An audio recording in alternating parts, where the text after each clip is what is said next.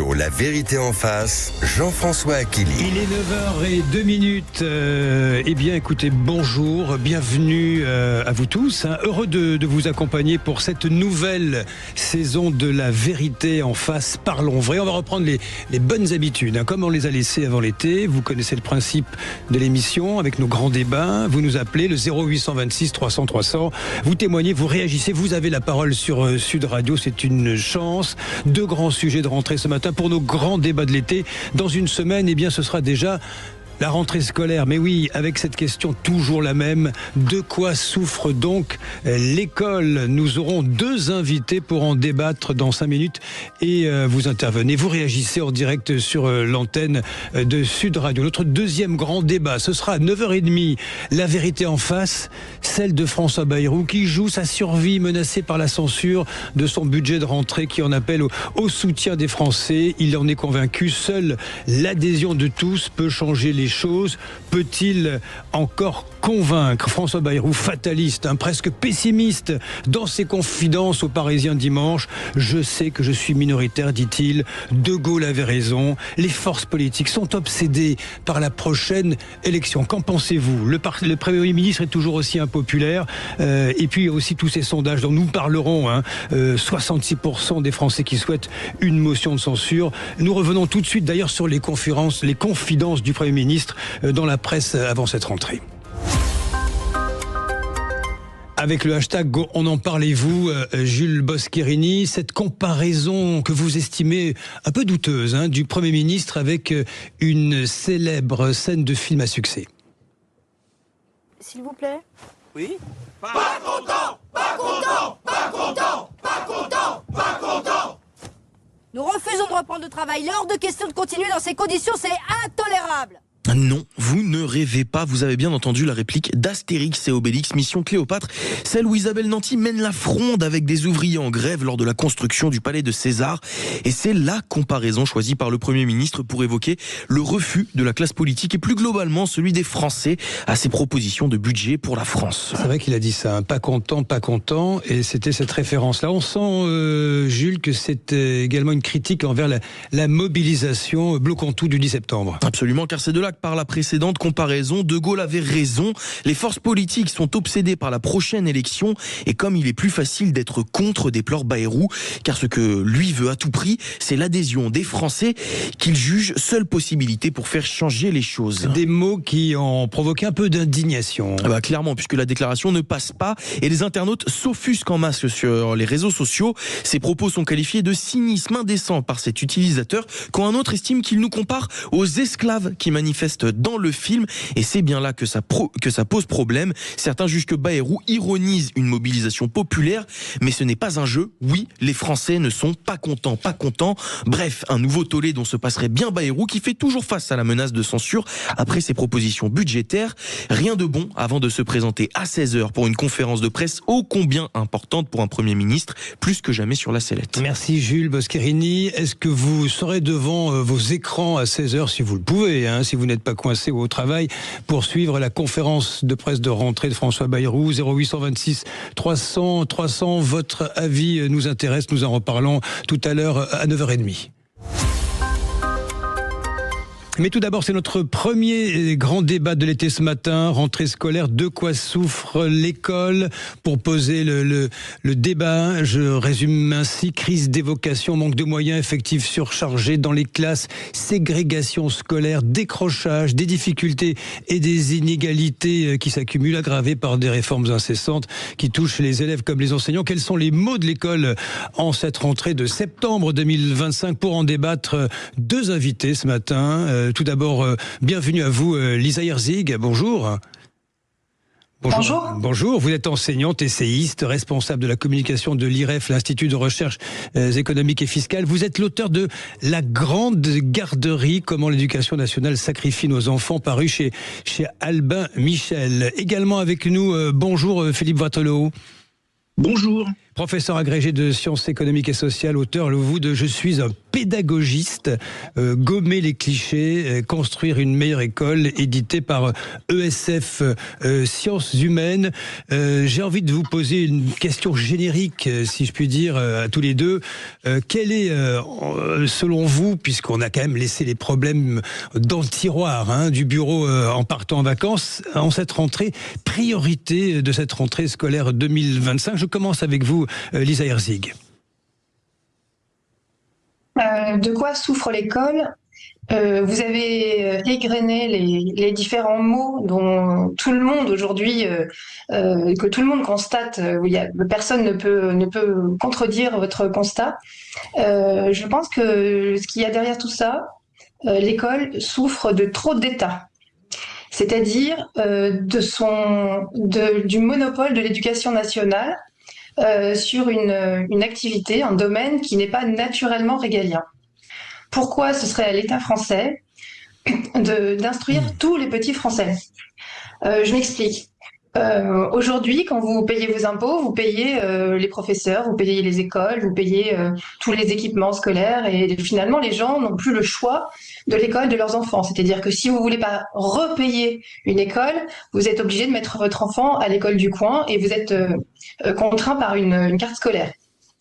Ce qui fait que les écoles concurrentes de l'éducation nationale sont dans une fausse concurrence. En réalité, elles ne peuvent pas attirer les personnes, les familles qui ne sont pas suffisamment aisées pour les payer. Donc finalement, il n'y a pas de concurrence à l'éducation nationale. Et tout le monde le sait, l'absence de concurrence favorise le repos, le confort, et tous les gens qui feraient mal leur travail à l'éducation nationale, ça peut arriver, ne sont pas challengés, si vous voulez, ne sont pas défiés par les autres écoles, puisque finalement ces écoles-là sont réservées à un public de riches. Donc à mon avis, pour résoudre tous ces problèmes, il faudrait instiller un peu de concurrence. Ça peut se faire par différents systèmes, ça peut se faire par une défiscalisation, ça peut se faire par le système des écoles à charte, ça peut se faire par un bon éducation. Il y a plein de systèmes qui permettraient de remettre un petit peu de concurrence là-dedans et de faire en sorte que les gens qui sont aujourd'hui fonctionnaires de l'éducation nationale soient un peu défiés dans leur fonction, si vous voulez. Aujourd'hui, c'est pas le cas. Donc on peut tout se permettre. Trop d'État, pas assez de concurrence à vos yeux. Philippe Voitrelot, je ne vais pas vous faire réagir tout de suite à ce qui vient d'être dit, parce que je voudrais connaître votre priorité absolue, à vous, pour cette rentrée scolaire 2025. Vous les avez égrenés, comme tout à l'heure, en effet, ces difficultés, ces maux de l'école.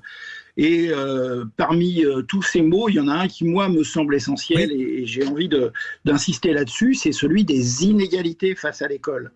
Les inégalités, elles ne sont pas liées à moins d'État, comme le dit Lisa Herzig, à pas trop d'État, pardon, comme trop d'État, Lisa Herzig, mais plutôt à moins d'État, un manque de moyens et surtout un manque de régulation et un manque de mixité sociale. Et je voudrais faire le lien avec ce qui va se passer éventuellement le 10 septembre. Bloquons tout. Je crois qu'un des ferments possibles de l'explosion sociale qui est à craindre, c'est justement le maintien de ces inégalités face à l'école. Parce que là, il y a vraiment le sentiment qu'il y a une société et donc aussi une école à deux vitesses. École de vitesse, vous dites, Philippe Voitrelot. Est-ce que vous êtes, on va dire, hostile à l'école privée qui connaît quand même un succès grandissant? Je vous ferai réagir aussi là-dessus, Lisa Herzig. Moi, je ne suis pas hostile à l'école privée en tant que telle, mais je dirais qu'elle doit en fait faire sa part, comme les autres, sur notamment la question de la mixité sociale que j'évoquais il y a quelques instants. Je ne pense pas que le problème, ça soit d'opposer le privé au public, c'est plutôt de se demander qu'est-ce qu'on veut vraiment. Est-ce qu'on veut une école qui soit une école de la ségrégation, c'est vous-même qui avez utilisé cette expression tout à l'heure, ou est-ce qu'on veut une école de la mixité sociale, une vraie mixité? Alors je sais que ça va susciter des sourires quand on parle de vivre ensemble, etc. Mais moi je pense que justement, un des seuls lieux où on peut expérimenter le vivre ensemble, c'est justement à l'école. C'est à l'école et dans le service public. Que répondez-vous à ça, Lisa Herzig? Ça vient contredire un petit peu quand même ce que vous évoquiez au départ, à savoir faire, on va dire, turbuler la carte scolaire et mettre un peu de liberté dans ce que vous décrivez comme le trop d'État. Je réponds à monsieur que la priorité de l'éducation nationale depuis des décennies, c'est la lutte contre les inégalités. Je vous invite à aller regarder le site de l'éducation nationale. Elle en a fait son fer de lance en délaissant bien sûr l'instruction. C'est-à-dire qu'aujourd'hui, et monsieur a raison, hein, l'école française est celle qui reproduit le plus les inégalités. C'est pas moi qui le dis, c'est l'OCDE. Il y a des études très sérieuses là-dessus. Donc en fait, l'État français, par le truchement de l'éducation nationale, annonce qu'il lutte contre les inégalités depuis une cinquantaine d'années, hein, c'est très clair, c'est l'objectif, mais échoue dans cette mission visiblement. Et pourquoi elle échoue? Parce qu'aujourd'hui, ceux qui ont le choix, c'est-à-dire les gens qui ont les moyens financiers et puis les gens qui ont aussi l'information, c'est-à-dire qui savent où sont les bonnes écoles. Alors on sait par exemple que les enfants de professeurs sont souvent très bien lotis parce qu'on a des informations, on sait très bien où mettre nos enfants. Et donc ces gens-là ont le choix. Qu'est-ce qu'ils font? Ils choisissent soit s'ils sont dans un beau quartier, tout va bien, ils choisissent pas, ils vont à l'école publique du coin. Mais si ça se passe pas très bien, ils vont dans l'école privée qui va proposer plus de sécurité, plus d'instruction, moins d'absentéisme, etc. Donc en réalité, ce système de carte scolaire, de monopole étatique, j'allais dire, tanque les pauvres gens dans les écoles publiques. Et c'est là qu'on crée des ghettos. C'est pour ça que je pense qu'il faut restituer à tout le monde le pouvoir, le droit, le choix de l'école de ses enfants et permettre à tout le monde d'accéder aux meilleures écoles ou aux écoles qui sont adaptées à leurs enfants. On vous parlait tout à l'heure de combien 13 000 enfants, en tout cas plusieurs milliers d'enfants qui n'avaient pas d'école à la rentrée là parce qu'ils ont des difficultés, des handicaps, etc. Ces enfants-là, il y a le dogme de l'inclusion. On veut absolument les scolariser dans des écoles publiques classiques. Mais ces enfants-là, moi, je pense qu'il faudrait plutôt rendre à leurs parents le montant de ce que coûte l'éducation, l'instruction d'un enfant pendant une année, et proposer aux parents de choisir une école qui convient à leur enfant, voire de créer des écoles. Il y a de nombreux parents qui créent des écoles aujourd'hui. Mais créer une école aujourd'hui en France, c'est très compliqué parce qu'on passe son temps à chercher de l'argent. Philippe Vattrelot. Si l'État donnait un bon éducation, il n'y aurait pas de problème. Philippe Vattrelot, qu'est-ce que vous répondez à Lisa Herzig? Vous dites, au fond, il faudrait plus de moyens, ou du moins des moyens mieux fléchés pour essayer de répondre à pallier tous ces manquements aujourd'hui. C'est ça. Vous y voyez, vous, soit un manque de moyens, soit une mauvaise utilisation des moyens en question? Oui, manque de moyens ou mauvaise utilisation, c'est certain. Et moi, je milite pour une école qui soit plus juste. Et la justice sociale, c'est important. Et je pense que le libéralisme échevelé de Lisa Herzig n'est qu'une illusion là-dessus. Je rappelle que moi, je suis prof d'économie au départ. Et j'ai pas mal travaillé ces questions. Et ça montre bien que, en fait, sans régulation, le marché ne fait qu'approfondir, accentuer les inégalités. Je crois que vendre la concurrence scolaire comme un moyen de résoudre les difficultés de l'école, c'est vraiment une grande illusion. Alors pour revenir à votre question, moi je pense que ce qui est important, c'est surtout en effet de faire une école qui soit plus juste et qui soit aussi plus efficace. Il y a certainement quelquefois des choses qu'on pourrait mieux flécher. En particulier, l'école française est une des écoles où on a, par exemple, moins d'argent qui est consacré à l'école primaire. Par rapport aux autres pays de l'OCDE. Là, il y a un effort à faire. Or, malheureusement, cet effort, on aurait pu le faire si on avait peut-être conservé les moyens. Or, ce qui risque de se profiler, et ça semble assez clair, avec les mesures Bayrou, c'est malheureusement que, en fait, on profite de la baisse démographique, puisqu'il y a une diminution du nombre d'élèves, d'abord en primaire. Pour raccourcir un petit peu les moyens, en quelque sorte. Voilà, et là, on va en profiter pour raccourcir les moyens encore. Alors, je vous propose tous les deux, si vous le permettez, Lisa Herzig, Philippe Vattrelot, on va poursuivre cet échange dans un instant. Je vous ferai réagir à la crise des vocations et du recrutement à l'éducation nationale. Je vous ferai entendre, et nous l'aurons en direct, Sarah, qui est enseignante de français en collège et qui va nous parler de l'absence d'un nombre de professeurs. À tout de suite pour la suite de La Vérité en face. Sud Radio. Parlons vrai. Parlons vrai. Sud Radio. Parlons vrai. Sud Radio. Parlons vrai. Sud Radio, la vérité en face. Jean-François Aquili. 0826 300 300. Vous réagissez ce matin. Nous sommes avec nos invités pour parler de la rentrée dans une semaine. Lisa Herzig, enseignante essayiste, responsable de la communication de l'IREF, auteur de La Grande Garderie, comment l'éducation nationale sacrifie nos enfants, chez Albin Michel, et Philippe Voitelot, professeur agrégé de sciences économiques et sociales, auteur de Je suis un pédagogiste, gommer les clichés, construire une meilleure école, édité par ESF Sciences Humaines. Je vais vous faire réagir dans un instant, mais tout d'abord, bonjour à vous, Sarah. Bonjour à tous, bonjour à toute l'équipe. Sarah, vous êtes enseignante de français en collège, vous êtes à Bellegarde dans le Gard, et vous avez deux choses à nous dire ce matin concernant d'une part les effectifs et de l'autre les groupes de niveau. Sarah, il manque des profs.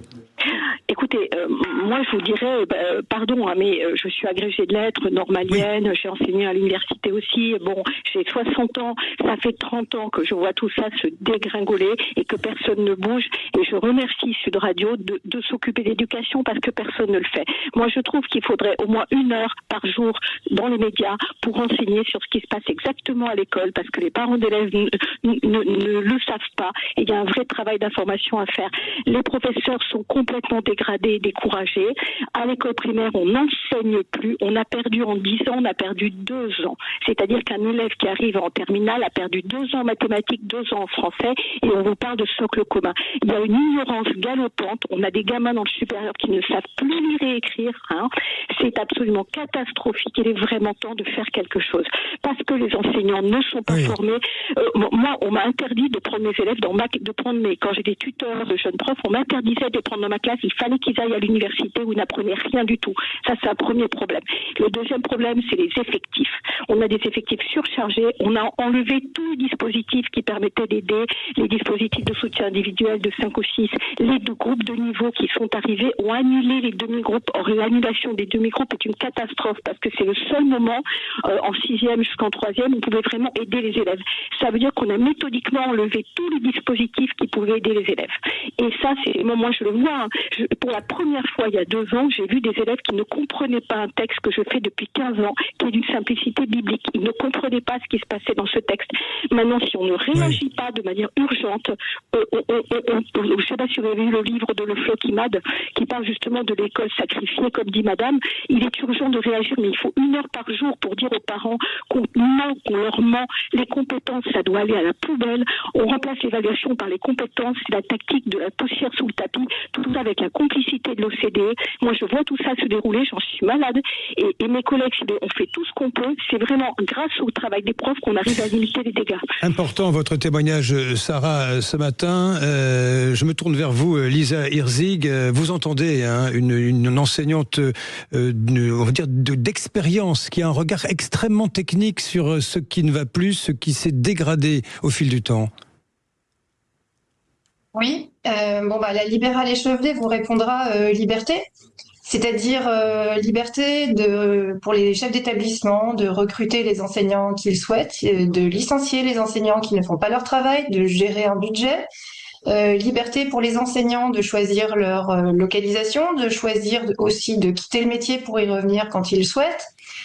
Je vous entends pas. Oui, vous me posez une autre question? Non, je voulais vous faire réagir à ce que disait Sarah. Je réponds aussi à juste un point. Je pense qu'en fait, il faudrait demander aussi aux premiers intéressés, c'est-à-dire aux parents, ce qu'ils souhaitent pour leurs enfants. Il y a des sondages assez récents. Il y a un sondage de la fin de 2024 qui montre que je crois que c'est 56% des Français qui souhaiterait que le financement des écoles privées puisse se faire avec de l'argent public, c'est-à-dire un système de bonne éducation. Et on n'a pas posé la question aux parents, là on pose la question à tous les Français. Donc si on posait la question aux premiers concernés, c'est-à-dire aux parents, je pense que la proportion serait supérieure. Il faudrait essayer, il faudrait prendre le risque, puisque chacun ici est convaincu d'avoir raison. Je pense que le juge de paix, c'est de demander aux gens qui sont les premiers concernés. Et concernant la crise des vocations des enseignants, il est évident qu'aller travailler dans un dans un poste pour lequel vous n'avez aucune liberté pédagogique, vous avez des programmes longs comme le bras qui sont sortis tous les 2 ans, voire tous les ans, vous avez des salaires qui sont pas très intéressants, une mobilité géographique à peu près nulle. Enfin, c'est pas très attirant. Des classes, comme dit madame, des classes de 30, 35 élèves. Moi, l'année prochaine, j'en ai 31. Des élèves qui sont pas toujours éduqués et qu'on peut pas toujours non plus exclure quand on devrait pouvoir le faire. Donc, en fait, cette absence de liberté nuit également à l'image du métier d'enseignant. Et la réalité des enseignants aujourd'hui, c'est effectivement d'être très contraints, encore une fois, par un État tout-puissant. Philippe Watrelot, pour rebondir sur ce que dit Lisa Erzik, qui pourrait réagir aussi à Sarah, qui nous écoute, qui est toujours en ligne depuis Bellegarde. Oui, moi je note quelque chose dans ce qu'elle a dit tout à l'heure. Elle disait que dans son collège, il y avait donc des initiatives qui ont été prises avec les demi-groupes, etc. Et que finalement, l'imposition par le haut, et là je rejoins d'une certaine manière ce qui a été dit tout à l'heure, mais pas en parlant de liberté, mais en parlant d'autonomie des établissements, une autonomie des équipes enseignantes, ce qui a été imposé par le haut avec donc les fameux groupes de niveau, finalement a détruit ce type d'initiative pédagogique. Je pense en effet que la solution, elle est dans donner plus d'autonomie aux établissements. La liberté, c'est pas la liberté des uns contre les autres, c'est bien quelque chose qui s'exprime collectivement et qui permet une innovation pédagogique collective pour répondre au plus près des besoins des élèves. Par ailleurs, alors je reviens sur le terme de vocation qui est un des termes qui me hérisse le peu de poil qui me reste, parce que ce terme nous renvoie à un vocabulaire religieux. Je crois qu'il faut sortir de ça. Nous exerçons un métier. Nous ne sommes pas des moines et des bonnes sœurs qu'on pourrait payer avec des poignées de main, mais on est bien des enseignants qu'il faut considérer, à qui il faut offrir des conditions de travail. Et là aussi, dans ce que j'ai entendu il y a quelques instants, je rejoins pas mal de choses, c'est-à-dire que la dégradation des conditions de travail procède en effet malheureusement de la désaffection et du manque d'attractivité du métier, tout comme les questions de mutation, mais il faut aussi mieux les payer. Et le fameux choc d'attractivité, le choc d'attractivité qu'évoquait Emmanuel Macron, il faut le reconnaître, c'est un échec. Il faut que la société globalement reconnaisse ses enseignants et les paye mieux. Et les paye mieux, oui. Lisa Erzik, je vais vous donner la parole d'un court instant, mais juste un mot, Sarah, je vais vous libérer, Sarah. J'entendais votre émotion tout à l'heure. D'un mot, Sarah, vous êtes pessimiste pour les années qui viennent là avant... Oui, comme disait monsieur Le Floch-Kimat que j'écoutais, là il faut un électrochoc, parce que au Portugal, au Danemark, etc., ils s'en sont sortis. Il suffit de 4 ou 5 ans de mesures et déjà réinjecter des heures dans le système. Les enfants ont besoin d'heures de plus. Et ce que dit madame, qu'il faut interroger les parents, moi je veux bien, mais les parents en fait ne comprennent pas toutes les délicatesses du système. Il faut absolument se mettre ensemble et réfléchir ensemble là-dessus. Mais si vous voulez, les parents ont accepté des choses qu'ils n'auraient jamais dû accepter, donc ils sont maintenant prisonniers. Par exemple, sur le handicap, ils ont été complètement baladés, alors qu'en fait les élèves en situation de handicap sont encore plus en handicap maintenant, avec ces auxiliaires mutualisés qui sont un enfer absolu. Donc je pense qu'il faut réagir très très vite et commencer, je vais être brutal, par dégager les 30 personnes du ministère qui régissent la politique actuelle qui est catastrophique depuis 30 ans. Il faut les virer, il faut mettre des personnes autres à la place. Voilà. Je suis désolée, je suis brutale, non, c'est cash. Vous avez raison, Sarah. Vous connaissez la musique, un spoil système pour changer les têtes. Merci, Sarah, que vous êtes témoigné depuis Bellegarde dans le Gard. Lisa Erzik, le temps court. Quelques mots, c'est le mot de la fin. Lisa Erzik, il faut renverser la table. Oui, il faut renverser la table. Moi, je ne suis pas pessimiste. Je suis pessimiste pour l'État et optimiste pour la liberté parce que je vois de très nombreuses écoles se créer. Il y a des personnes qui créent des écoles, elles ne se créent pas toutes seules et qui font très bien leur travail. Je fais confiance à l'initiative privée, je fais confiance à la concurrence. Je ne suis pas du tout pour la guerre scolaire. Je pense que les parents doivent aussi pouvoir choisir l'école publique si ça leur convient. Et j'entends que monsieur Watrelot est finalement d'accord avec moi puisqu'il refuse de dire le mot liberté, mais quand il dit autonomie, ça veut quand même dire qu'il sent qu'on a besoin de davantage de liberté dans les écoles. C'est votre conclusion, c'est la vôtre, Philippe Watrelot. On peut s'entendre sur des réformes rapides qui seraient envisageables, de bon sens aussi parfois. Je ne sais pas si les réformes doivent être rapides, elles doivent être surtout concertées elles doivent être surtout prises avec l'ensemble des acteurs de l'éducation nationale, les enseignants bien sûr, les parents aussi. Et ça peut passer par des modalités qui redéfinissent clairement quelles sont les finalités de l'école. Et pour moi, je conclus par ce que j'ai commencé. La finalité, c'est vraiment de lutter contre les inégalités parce que le risque d'explosion sociale, il est vraiment réel. Merci à tous les deux, Lisa Herzig, merci Philippe Wattrelos. Il nous faudrait effectivement de longues heures de débat. Eh bien, je vous promets que sur Sud Radio, nous reviendrons très régulièrement sur cette rentrée scolaire et tout ce qu'elle véhicule en termes de tracas, de soucis, d'inquiétude même, avec un système qui n'est plus du tout au niveau. La vérité en face, 0826 300. Dans un instant, notre deuxième débat, ce sera la rentrée très difficile pour lui aussi de François Bayrou. Sud Radio. Sud Radio. Parlons vrai. Parlons vrai. Sud Radio. Parlons vrai. Sud Radio, la vérité en face, Jean-François Achilly. Il est 9h33, la vérité en face, 0826 300.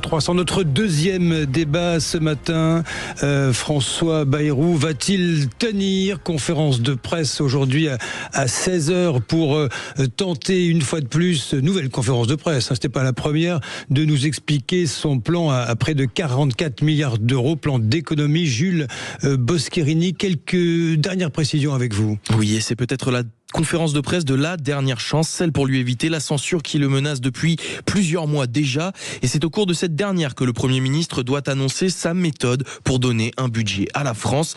Parmi cette méthode, il y a bien sûr son ambition de supprimer 2 jours fériés. Sauf que selon un sondage du Parisien aujourd'hui en France, 84% des Français sont opposés à cette suppression. Pour les Français, ce n'est qu'un impôt déguisé. Mais François Bayrou fait également face à la menace de la manifestation Bloquons tout du 10 septembre prochain. Manifestation soutenue par plusieurs bords politiques, avec en tête de gondole la France insoumise de Jean-Luc Mélenchon, qui espère voir le mouvement devenir une grève générale. C'est donc plus que jamais sur la sellette que François Bayrou va se présenter cet après-midi. Alors mon cher Jules, avant de commencer le débat, les résultats de la question du jour, conférence de presse de François Bayrou, a-t-il encore une chance d'éviter la censure? Résultat, et 78% ont voté non contre 15% pour oui et 7% sans avis. Et on peut notamment lire ses commentaires. On a l'impression que monsieur Bayrou invente le ministère des bâtons pour se faire battre. Et pour ceux qui ont répondu oui, c'est car pour une énième fois, le RN va le sauver. Allez, commentaires parfois sévères. Merci Jules Boscherini, 0826 300, vous nous appelez, vous réagissez. Bonjour à vous, Frédéric Dabi.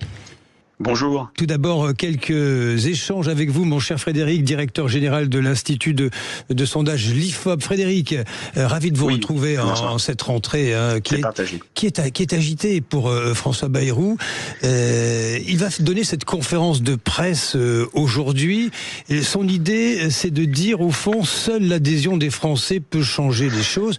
Quand on regarde les résultats des enquêtes des uns et des autres, on n'a pas l'impression que les Français en question et envie de le suivre, le Premier ministre. Oui, c'est un pari tout à fait risqué, Jean-François. Alors, je dirais 2 choses. D'un côté, les Français le suivent sur le constat, c'est-à-dire sur le fait que la situation de la dette est absolument catastrophique. Ils ont retenu les 5 000 euros de dette par seconde, le pronostic vital engagé pour le pays. Et dans une enquête IFOP pour LCI faite après ces annonces du 15 juillet, on a une majorité de Français qui considèrent qu'il a raison d'alerter sur la dette. Mais, là où le bât blesse, ils ne le suivent absolument pas sur ses solutions, sur les différentes mesures. Et notamment, il y a un sondage de mes confrères que vous avez cité, de Doxa dans Le Parisien, sur la suppression des 2 jours fériés, qui, après la retraite à 64 ans, qui, après les débats sur la monétisation de la 5e semaine de congé payé, sont vus comme une atteinte à un acquis social. Et donc, dans ce cadre-là, là où François Bayrou, je ne dirais pas qu'il est gonflé, le terme est très inapproprié, mais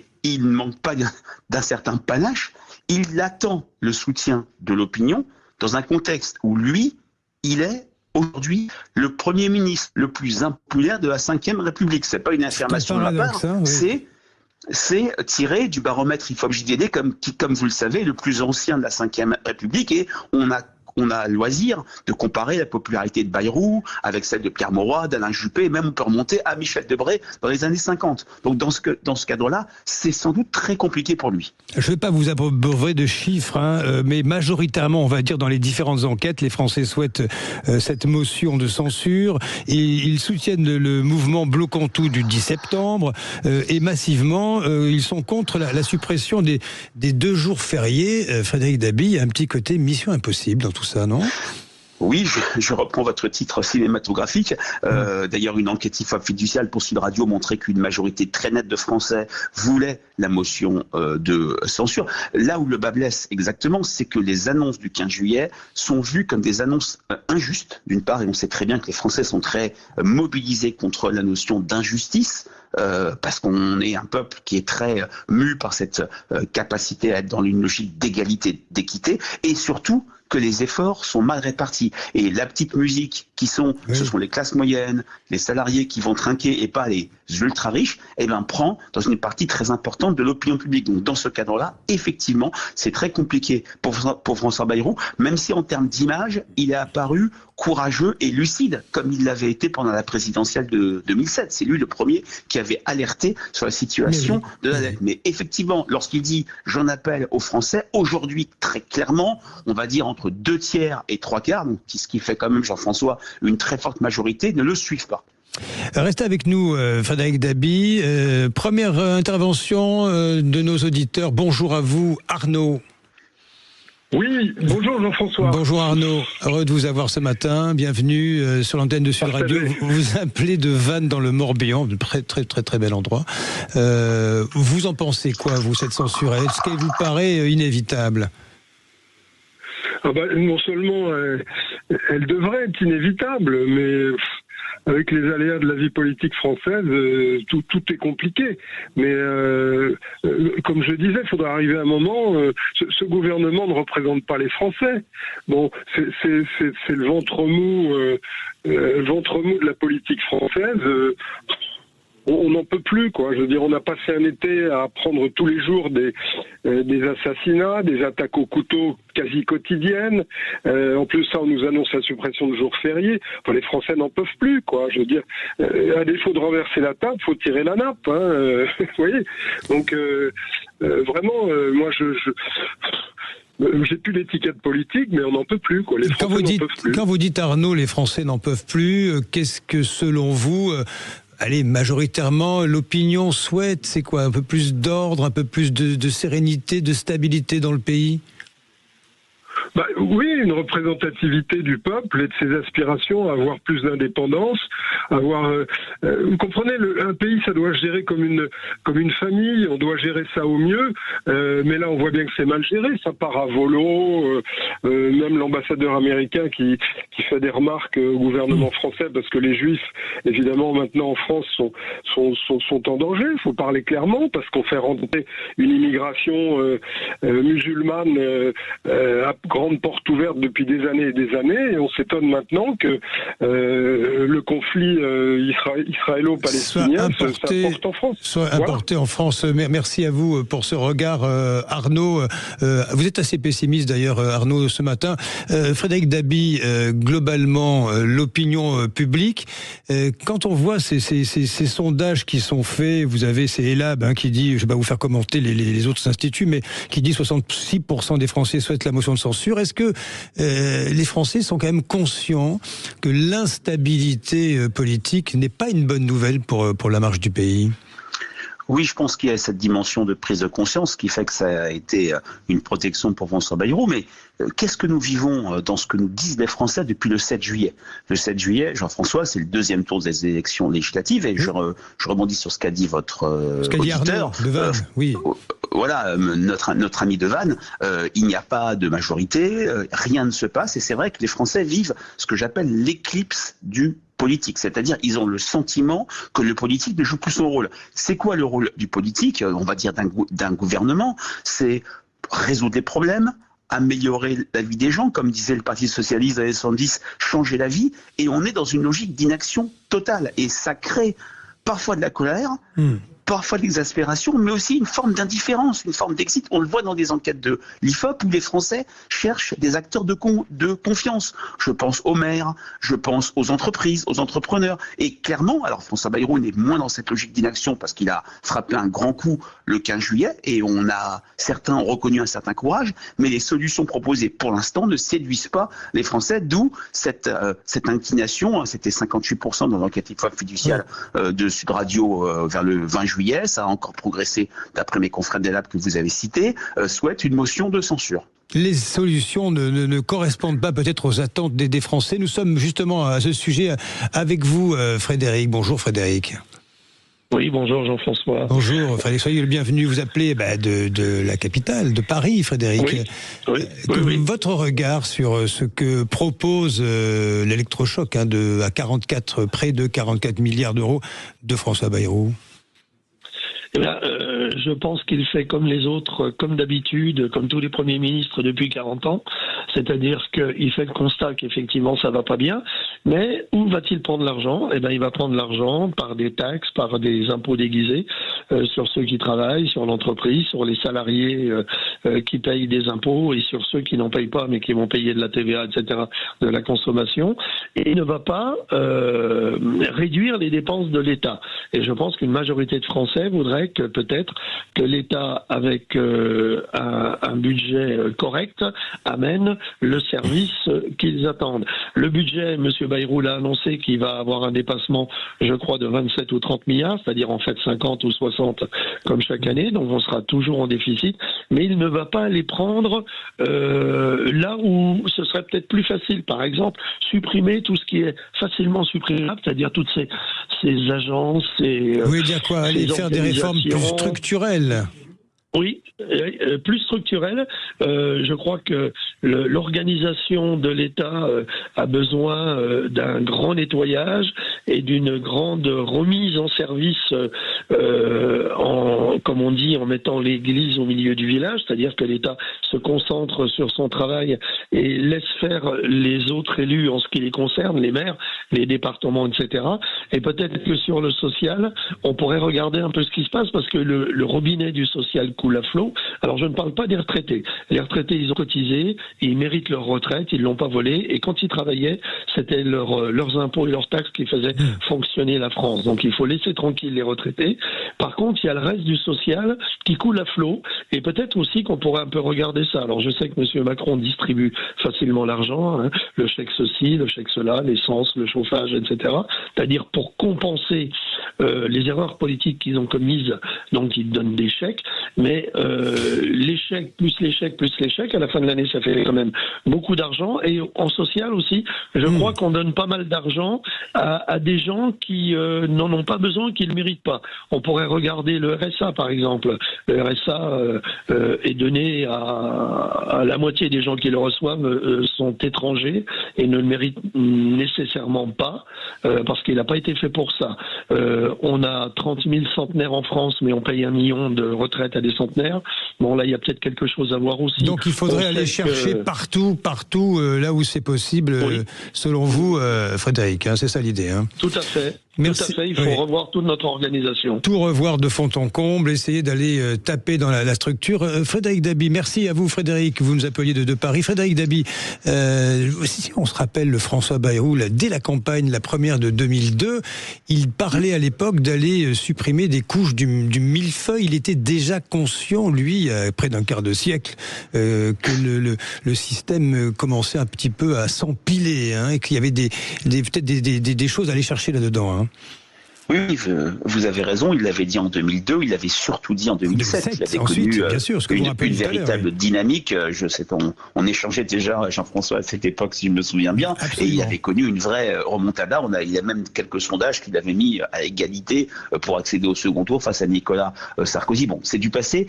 C'est vrai que ce qu'a dit votre auditeur Frédéric est très représentatif de l'opinion publique sur 2 points. D'une part, beaucoup de Français disent, au lieu d'augmenter nos prélèvements, de nous demander des des efforts en termes de réciprocité. C'est à l'État d'être moins lourd, de dégraisser le mammouth, pour prendre une autre phrase célèbre, de trouver des moyens de faire des économies, notamment, oui, vous avez cité le millefeuille territorial, les coûts de structure, l'État central. Et deuxième dimension qu'a abordé votre auditeur Frédéric, qu'on retrouve chez les Français, c'est bien sûr, on ne touche pas aux retraites. Il y a une sorte de sanctuarisation, refus de voir les pensions baisser, soutien aux retraités, alors que c'est une masse extrêmement diverse. Mais ils sont vus. C'était une enquête IFOP fiduciaire pour Sud Radio à près de 90%, voire plus, comme les perdants du quinquennat d'Emmanuel Macron. C'est une enquête qu'on a faite régulièrement avec Sud Radio depuis 2017. Systématiquement, depuis l'effort demandé en 2017, ils sont vus comme les perdants du quinquennat. Et en revanche, l'idée qu'il faut aller chercher du côté des fraudes, des abus sociaux, des abus de la fraude fiscale et de la fraude sociale, c'est-à-dire l'assistanat. Et c'est vrai que sur cette question, on a un véritable consensus. Le clivage gauche-droite qui était très fort par le passé s'est complètement effondré. Est faible à ce sujet-là, elle est très faible.